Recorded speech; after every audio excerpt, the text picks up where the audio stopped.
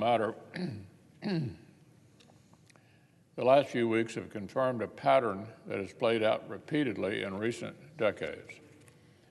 When Republican presidents make Supreme Court nominations, the far left and the media melt down. Absurd allegations, conspiracy theories, cheap gimmicks, and apocalyptic rhetoric are all guaranteed. But when Democratic presidents make nominations, Senate Republicans inquire about past rulings and judicial philosophy, and the country gets the serious process it deserves. On Tuesday, I explained how 30 years of escalation by Democrats ushered in this assertive period for the Senate regarding judicial nominations. Now and for the foreseeable future, the Senate views itself as a co-partner in the process. On Wednesday, I walked through Judge Jackson's long and disturbing record of using judicial activism to go soft on crime. Today, I need to discuss how these disagreements affect the very bedrock of our republic. For multiple years now, the Democratic Party has waged an aggressive campaign to bully our independent justices and attack the legitimacy of their institution. When the plain text of our laws and Constitution disappoint liberals' policy preferences, they mount radical campaigns to wreck the court itself. This civic cancer began on the fringe, but it's quickly metastasized throughout their party. 3 years ago, sitting Democrats sent the court an absurd amicus brief threatening retribution for a certain ruling. 2 years ago, the Democratic leader rallied with radicals on the court steps and threatened multiple justices by name if they didn't produce the policy result he preferred. Last year, when fringe activists wanted to dig up the discredited concept of partisan court packing, President Biden lent it legitimacy with a presidential commission. Now, just recently, the Senate Democratic whip said that his side's court packing proposals don't matter because they lack 60 votes to pass the Senate. Well, that was cold comfort considering the senator just voted to destroy the 60-vote threshold a few months back.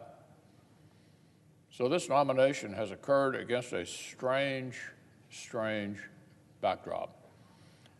The Senate Democrats who spent weeks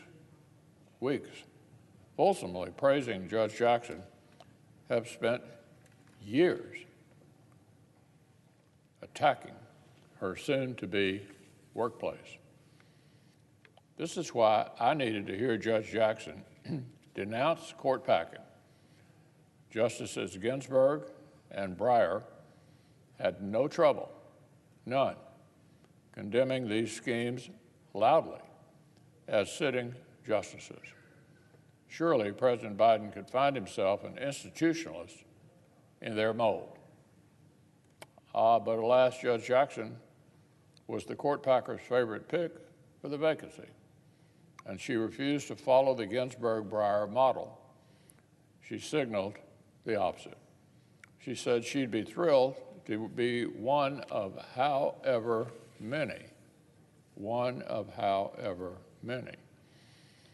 The left's escalating war against the judiciary is a symptom of a profound misunderstanding. Judicial activism sees the court as a third legislature. The left wants one policymaking body with 435 members, one with 100, and one that consists of 9 lawyers. Let me say that again. The left wants one policymaking body with 435 members, one with 100, and one that consists of 9 lawyers. That isn't what the founders created, and it's not what the American people signed up for. We've seen over and over that when judicial activism triumphs over fidelity to the rule of law, our courts mutate into clumsy proxy battlefields for arguments that belong in this chamber and out in 50 state legislatures. This is unfair to the American people.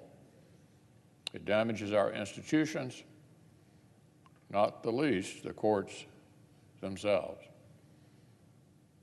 So there's only one way to lower the temperature, depoliticize the courts, and protect the rule of law, confirming only judges who will honor the Constitution and not supplant it.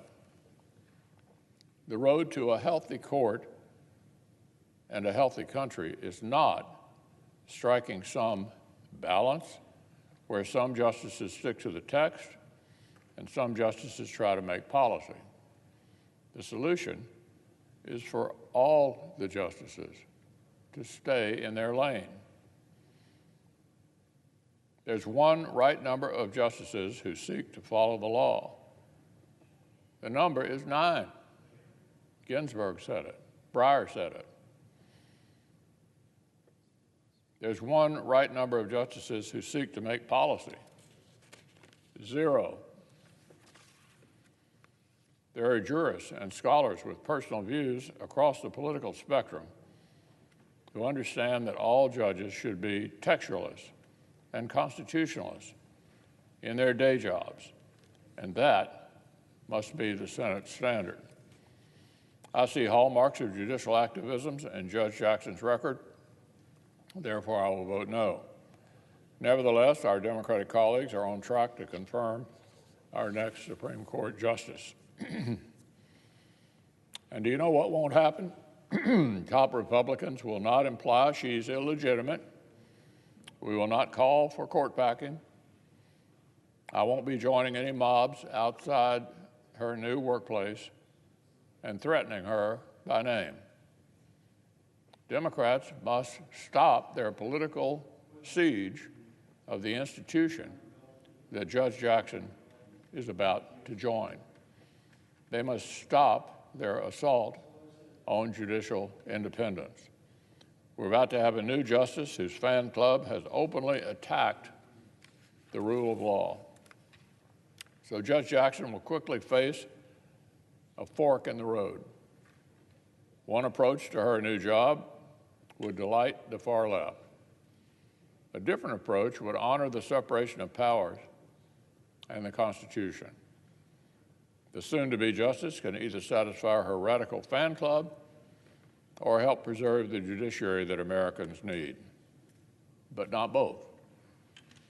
I'm afraid the nominee's record tells us which is likely, but I hope Judge Jackson proves me wrong.